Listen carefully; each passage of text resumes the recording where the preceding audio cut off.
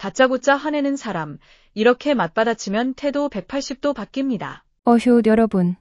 살다 보면 정말 예상치 못한 순간에 불똥이 튀는 경험 다들 있으시죠? 갑자기 옆에서 야 하고 소리치거나 눈을 부릅뜨고 삿대질을 한다거나 생각만 해도 심장이 덜컥 내려앉고 뭐라고 해야 할지 머릿속이 하얗게 변해버리잖아요. 특히 전혀 잘못한 것도 없는데 상대방이 혼자 부글부글 끓으면서 화를 낼 때 그때만큼 난감하고 불쾌한 순간도 없는 것 같아요. 오늘 제가 여러분께 마치 쿵푸 고수처럼 다짜고짜 날아오는 상대방의 분노 공격을 아주 우아하고 효과적으로 되받아치는 필살기를 전수해 드릴 겁니다.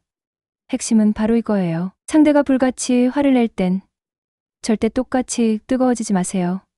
오히려 차가운 얼음처럼 혹은 잔잔한 호수처럼 침착하게 대응해야 합니다. 어떻게 그렇게 할 수 있냐고요?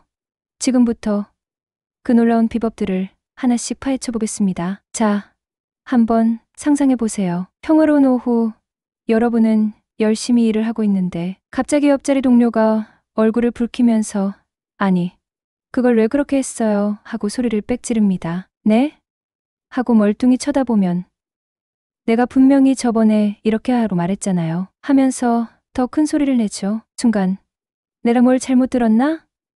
혹시 내가 기억을 못하는 건가? 온갖 생각들이 머릿속을 스쳐 지나가면서 여러분은 마치 타임머신이라도 탄 것처럼 과거의 기억을 더듬게 됩니다. 하지만 아무리 생각해도 그런 지시를 받은 적이 없는 것 같아요. 이럴 때 대부분의 사람들은 움츠러들거나 같이 목소리를 높이거나 아니면 속으로만 부글부글 끓으면서 저 인간 왜 저래? 하고 생각하죠. 저도 예전에는 그랬어요. 괜히 맞서 싸웠다가 일이 더 커질까봐 꾹 참거나 아니면 나한테 왜 저러지? 하면서 혼자 스트레스만 잔뜩 받았죠. 하지만 여러분, 이제 더 이상 그럴 필요 없습니다. 우리 그저 참고 피하기만 하면 상대방은 점점 더 이 사람은 내가 화내도 괜찮구나 하고 착각하게 되고 우리의 경계를 더 쉽게 넘어오려고 할 겁니다. 마치 약한 사람에게 더 함부로 대하는 심리처럼 말이죠. 마치 드라마에서 악당이 주인공을 괴롭히듯이 이유 없이 화를 내는 사람들은 우리 주변에 생각보다 많이 있습니다. 가족, 직장 동료, 심지어 오랜 친구나 지인까지. 그런 때로는 작은 의견 차이에도 버럭 화를 내고 짜증 섞인 말투로 상처를 주기도 하죠. 왜 말을 그렇게 해요? 당신이 뭘 안다고 그래요? 당신이 다 알아서 하세요. 마치 불난 집에 기름을 붓듯 상황을 더 악화시키는 말들을 아무렇지도 않게 내뱉습니다. 처음에는 혹시 내가 잘못한 게 있나? 하고 자신을 돌아보게 되죠. 내가 너무 예민한가? 저 사람은 성격이 좀 급한가 보다 하면서 말이에요. 하지만 시간이 지날수록 그들의 화는 점점 더 사소한 일에도 무차별적으로 터져나오고 심지어 다른 사람들 앞에서 여러분에게 큰 소리로 화를 내는 상황까지 벌어지기도 합니다. 자신의 의견과 다르다는 이유만으로 회의 도중 서류를 책상에 던지거나 말을 툭툭 끊고 비꼬는 말투를 사용하는 건 기본이고요. 정말이지 내가 이러려고 사회생활 하나 하는 자괴감이 들 때도 있죠. 마치 매일 아침 출근길에 예상치 못한 교통체증에 시달리는 기분이라고 할까요? 하지만 바로 이 순간 우리가 그동안 배워왔던 착한 사람 콤플렉스나 분쟁 회피 기술은 잠시 접어두고 오늘 제가 알려드릴 분노 방어 3단계 필살기를 꺼내들어야 합니다. 마치 검투사가 칼을 뽑듯 침착하지만 단호하게 맞설 준비를 해야 한다는 거죠. 첫 번째 필살기는 바로 침착한 거울처럼 대응하는 겁니다. 상대방이 부글부글 끓으면서 화를 낼 때 절대 똑같은 감정으로 맞대응하지 마세요. 마치 뜨거운 불에 기름을 붓는 것처럼 상황만 더 악화될 뿐입니다. 대신 차분하고 조용한 목소리로 되물으세요. 마치 잔잔한 호수에 돌을 던졌을 때 파문이 일지만 호수 자체는 흔들리지 않는 것처럼 말이죠. 예를 들어 상대방이 당신 때문에 이 일이 엉망이 됐잖아 하고 소리를 친다면 똑같이 뭐라고요? 당신이야말로 제대로 하지 않았잖아요 하고 맞서는 대신 그렇게 말씀하시는 이유를 좀 더 자세히 설명해 주시겠어요?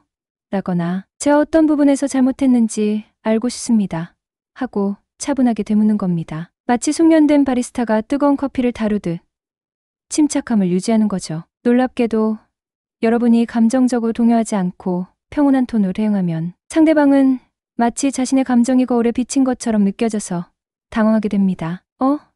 내가 이렇게 화를 내는데 왜 저 사람은 아무렇지도 않지 하면서 말이죠. 마치 혼자 열연하는 대우를 멍하니 바라보는 관객처럼 머쓱해지는 겁니다. 실제로 감정을 조절하지 못하고 다짜고짜 화를 내는 사람에게 가장 무서운 존재는 바로 이렇게 흔들리지 않는 사람입니다. 글은 당연히 상대방도 같이 흥분하거나 당황할 거라고 예상했지만 마치 고요한 호수처럼 미동도 없는 상대를 보면서 오히려 자기 감정을 되돌아보게 되는 거죠. 마치 시끄러운 파도 앞에서 묵묵히 서 있는 등대처럼 여론의 침착함은 상대방에게 강력한 메시지를 전달합니다. 이제 두 번째 필살기를 알아볼까요? 이번에는 상대방이 계속해서 부당하게 화를 낼 때 우리가 어떻게 대화를 주도적으로 이끌어가야 할지에 대한 좀 더 구체적인 전략입니다. 마치 숙련된 조련사가 흥분한 맹수를 다루듯 침착함을 잃지 않으면서도 단호하게 대처해야 합니다. 회사에서, 가족 간에, 혹은 그 어떤 관계에서든 상대방이 감정을 통제하지 못하고 마구 화를 낼 때 우리는 그 순간을 어떻게 견뎌야 할지 정말 막막해지곤 하죠. 마치 폭풍우 속에서 작은 배를 조종하는 것처럼 어디로 가야 할지 갈피를 잡기 어렵습니다. 그럴 때 우리 안에서는 두 가지 강력한 충동이 솟아오릅니다. 하나는 제발 이 상황에서 벗어나고 싶다 하는 회피 본능이죠. 그냥 대충 넘어가자. 맞서봤자 나만 피곤하지 하면서 말이에요. 마치 위험한 맹수를 발견하고 슬금슬금 뒷걸음질 치는 것처럼요. 또 다른 하나는 왜 나한테만 이러는 거야? 너야말로 똑바로 해야지 하고 맞대응하고 싶은 반격 본능입니다. 마치 적으로부터 자신을 보호하기 위해 날카로운 발톱을 드러내는 맹수처럼요. 하지만 여러분, 이 두 가지 반응 모두 장기적으로 봤을 때 우리를 제대로 보호해주지 못합니다. 오히려 상대방에게 이 사람은 내가 화를 내도 별일 없겠구나. 내 감정을 받아줄 만만한 사람이구나 하는 잘못된 확신만 심어줄 뿐이죠. 마치 길 잃어진 동물처럼 우리가 순순히 당해주기만 할 거라고 생각하는 겁니다. 이럴 때 필요한 것이 바로 감정 명료화라는 기술입니다. 상대방이 감정으로 던진 분노, 폭탄을 차분하고 이성적인 언어로 되돌려주는 거죠. 마치 숙련된 폭탄 처리반이 위험한 폭탄을 조심스럽게 해체하듯이 말이에요. 상대방이 당신 때문에 다 망했어 하고 소리를 지른다면 똑같이 흥분해서 뭐라고요? 당신이야말로 하고 맞서는 대신 지금 많이 힘드신 것 같아요. 그런데 제가 어떤 부분 때문에 기분이 상하신 건지 정확히 알려주시면 좋겠어요? 가거나 화내시는 걸 보니 저도 마음이 불편하네요. 두은 일 때문에 그렇게 화가 나셨는지 차분하게 말씀해 주시겠어요? 하고 묻는 겁니다. 마치 따뜻한 물로 얼어붙은 마음을 녹이듯이 상대방의 감정을 부드럽게 어루만지면서도 대화의 주도권을 가져오는 거죠. 이 방법의 핵심은 상대방의 감정을 무시하거나 부정하는 것이 아니라 화내는 방식은 우리가 받아들일 수 없다는 명확한 경계를 설정하는 데 있습니다. 무작정 피하는 것도 아니고 정면으로 맞서 싸우는 것도 아닙니다. 이건 감정을 감정으로 끌고 가지 않고 이성의 언어로 풀어내는 가장 성숙하고 현명한 방식입니다. 마치 노련한 외교관이 격앙된 분위기 속에서도 침착하게 대화를 이끌어가는 것처럼요. 소크라테스는 이런 명언을 남겼습니다. 화를 낸 순간 그 사람의 수준이 드러난다. 그렇기에 분노의 순간에는 말을 삼가고 차분하게 이성적인 언어로 자신의 감정을 표현하는 것이 중요합니다. 마치 폭풍 속에서도 침묵을 지키는 현자처럼 감정의 경랑에 휩쓸리지 않고 자신의 중심을 잡아야 합니다. 감정 명료화는 상대방의 화를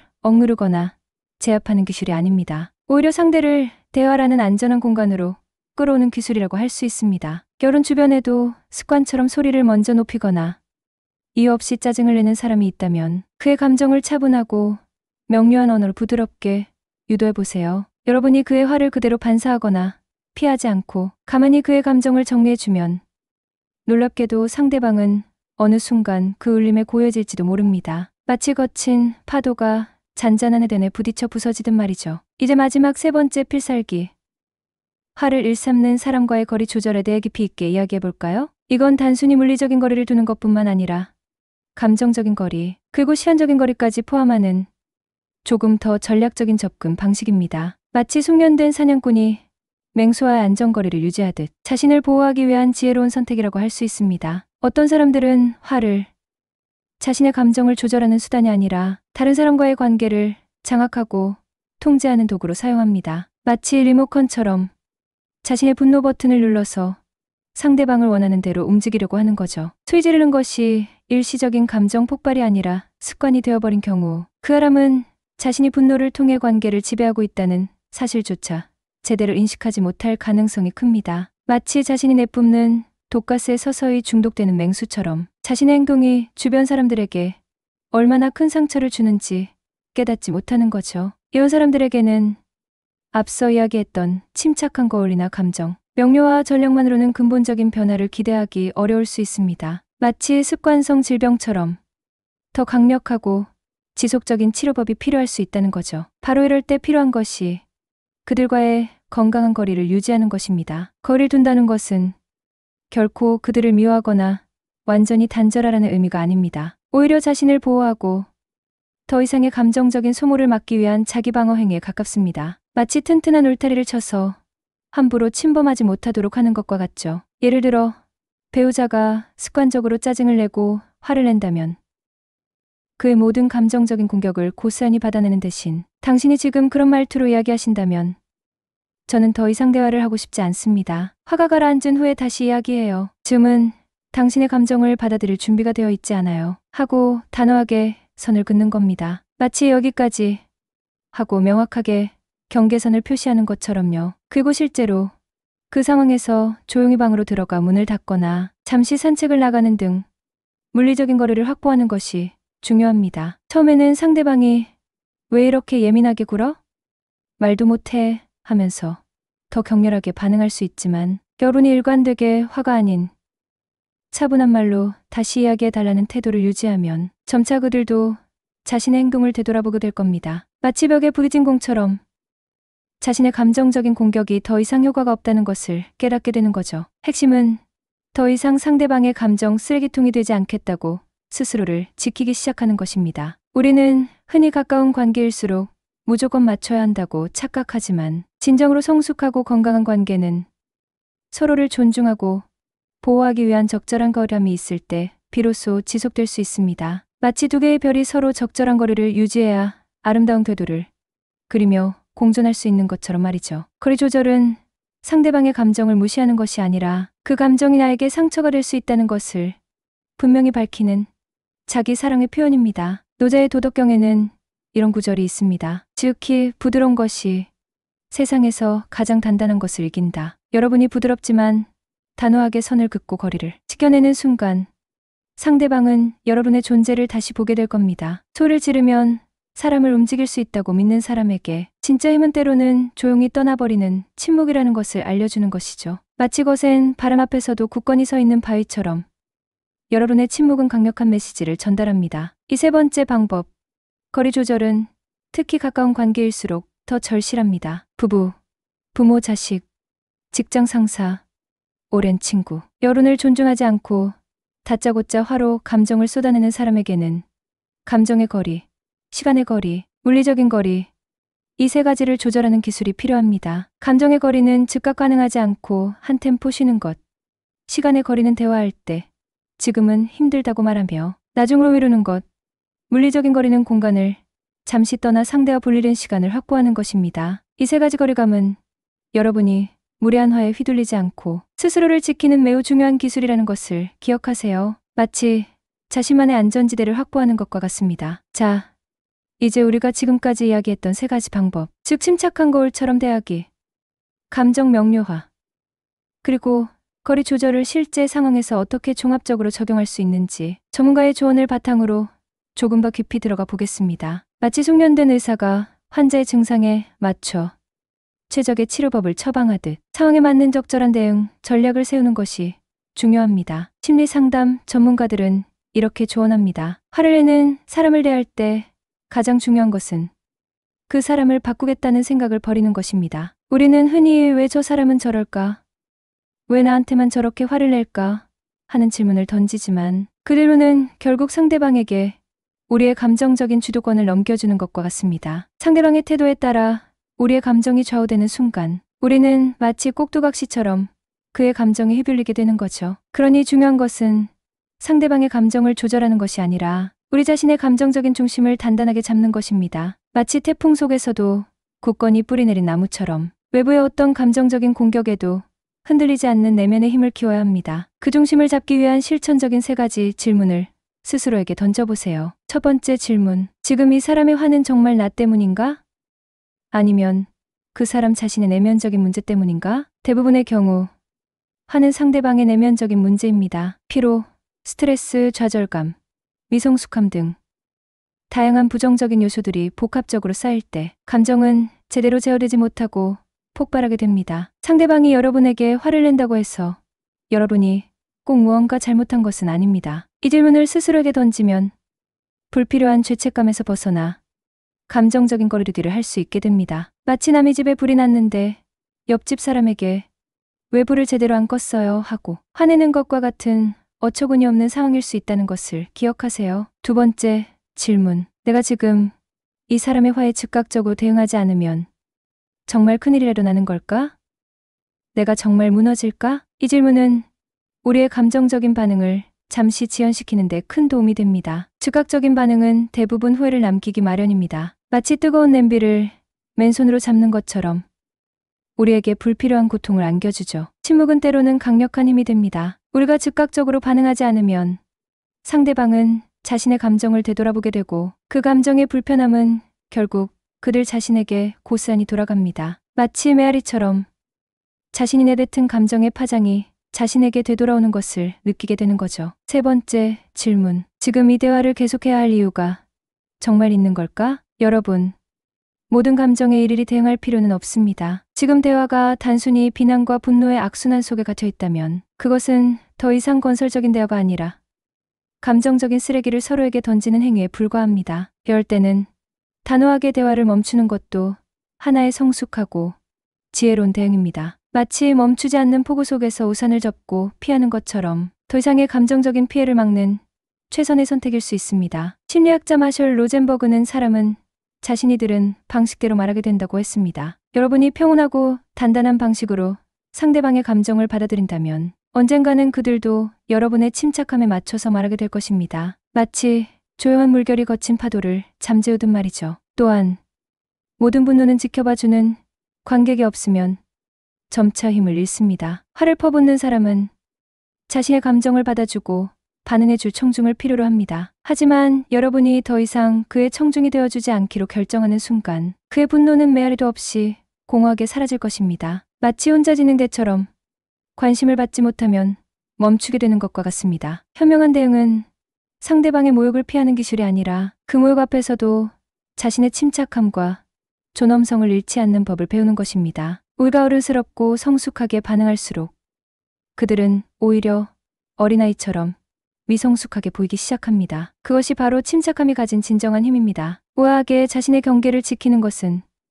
단순한 기술이 아니라 자신을 존중하는 태도의 실천입니다. 마치 자신의 성을 굳건하게 지키는 기사처럼 외부의 공격으로부터 자신을 보호하는 것이죠. 연애는 이 영상을 시청하는 여러분이 실제로 가장 많이 경험하는 가족 간의 갈등, 특히 부모와 자식 사이 혹은 형제자매 간의 감정적인 충돌 상황에서 우리가 오늘 배운 이 방법들을 어떻게 적용할 수 있는지 좀 더 구체적인 사례와 함께 깊이 들여다보겠습니다. 부부의 날카로운 말 한마디, 형제자매의 무심한 한숨, 자식의 짜증 섞인 대답, 부모의 무시 섞인 충고. 이 오르말 속에 담긴 감정들은 때로는 우리를 깊이 흔들고 때로는 아무 말도 하지 못하게 만들기도 합니다. 마치 예고 없이 찾아오는 불청객처럼 우리의 마음을 불편하게 만들고 상처를 남기죠. 오랜 시간 동안 가족을 위해 헌신하며 살아오신 한 여성분의 이야기를 들려드릴게요. 그녀는 몇 해 전부터 큰딸과의 관계가 극도로 냉랭해졌다고 합니다. 바쁘다는 이유 딸은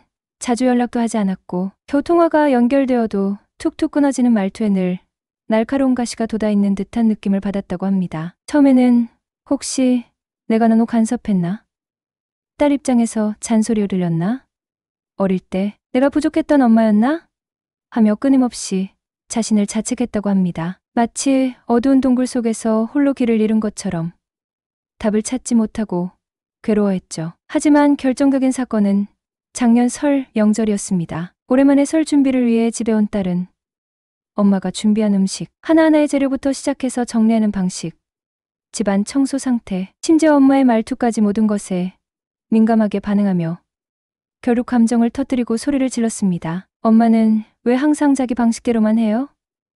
좀 남도 편하게 살게 해요. 딸의 날카로운 외침에 엄마는 그 자리에서 아무 말도 할 수 없었습니다. 마치 목에 가시가 걸린 것처럼 눈물이 차오르는 것을 꾹 참으며 자신의 방으로 들어가 문을 닫았습니다. 그날 밤 그녀는 오래전 딸을 처음 낳았을 때의 기억을 떠올렸다고 합니다. 추운 겨울밤 작은 난로 하나를 켜놓고 아기가 자는 방을 수십 번이나 들락날락했던 자신, 아기의 기저귀를 손빨래해서 널던 날들, 딸을 위해 도시락을 싸고 야근까지 하면서도 하루에 한 번은 꼭 딸의 얼굴을 보려고 기다리던 간절한 마음, 그 모든 소중한 기억들이 한순간에 울컥하고 밀려왔다고 합니다. 마치 오랫동안 닫혀있던 댐의 수문이 갑자기 열린 것처럼 감정이 북받쳐 올랐죠. 하지만 바로 그 순간 그녀는 이렇게 생각했다고 합니다. 이 아이는 지금 화를 내고 있지만 사실은 삶이 힘들어서 그런 걸 거야. 내가 그 모든 화를 다 받아낼 필요는 없어. 그 감정을 나에게 함부로 던질 수 있도록 내버려둔 건 바로 내가 내 감정의 경계를 제대로 지키지 못했기 때문이야. 마치 무너진 둑 때문에 홍수가 나는 것처럼 자신의 감정적인 방어선이 무너졌기 때문에 딸의 부정적인 감정이 자신에게까지 흘러넘쳐온 것이라고 깨달은 거죠. 다음 날 아침 박순애님은 딸에게 짧은 문자 메시지 한 통을 보냈습니다. 딸, 엄마도 엄마가 힘든 거 알아. 그래서 내 화도 다 이해하고 받아주고 싶었는데 이제는 엄마도 나를 지키고 싶어. 우리 서로 말할 때 감정부터 앞세우지 말고 먼저 따뜻한 마음을 보여주자. 며칠 후 딸에게서 전화가 왔습니다. 흘끼는 울음소리와 함께 딸은 엄마에게 진심으로 사과했습니다. 결혼 생활과 육아로 지쳐 있었고 마음을 편안하게 털어놓을 곳이 없었다고 말했습니다. 그 전화를 통해 박순애님은 한 가지 중요한 깨달음을 얻었다고 합니다. 내가 그저 묵묵히 화를 받아주기만 하면 상대방은 내가 아무리 힘든 감정을 쏟아내도 괜찮은 사람이라고 생각하더라. 하지만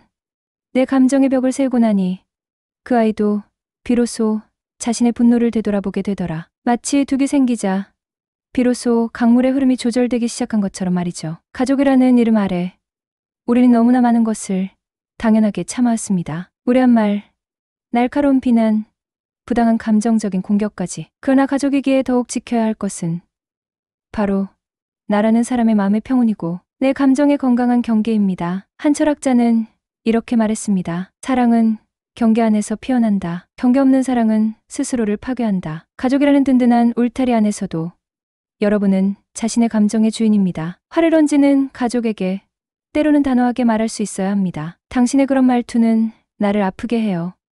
우리 조금 더 따뜻한 말로 대화할 수는 없을까요? 혹은 지금 당신이 나에게 쏟아내는 이 감정은 내 고통이지 내 잘못이 아니에요. 이렇게 자신의 감정을 솔직하게 표현할 수 있을 때 비로소 관계는 더욱 성숙하고 건강하게 나아갈 수 있습니다. 마치 서로의 영역을 존중하며 살아가는 숲 속의 동물들처럼 말이죠. 이제 오늘 우리가 함께 나눈 이야기를 정리하면서 시청자 여러분이 일상생활에서 이 지혜들을 어떻게 적용할 수 있을지 핵심 메시지를 간결하게 다시 한번 되짚어보겠습니다. 그리고 이 영상을 마무리하면서 여러분께 꼭 드리고 싶은 마지막 말씀을 전하려고 합니다. 화를 내는 사람 앞에서 우리가 해야 할 일은 결코 똑같이 맞서 싸우는 것도 아니고 묵묵히 모든 감정을 삼키며 참는 것만도 아닙니다. 첫 번째, 침착한 거울처럼 대하십시오. 상대방이 격렬하게 화를 낼 때 여러분이 감정적으로 흔들리지 않고 차분하게 반응하면 상대방은 자신의 감정을 객관적으로 되돌아보게 됩니다. 그 거울과 같은 여러분의 침묵과 고요함은 상대방의 분노보다 훨씬 더 강력한 힘을 발휘할 수 있습니다. 마치 잔잔한 파도가 거친 폭풍을 잠재우듯 말이죠. 두 번째, 감정을 명료화하십시오. 지금 어떤 감정이신가요?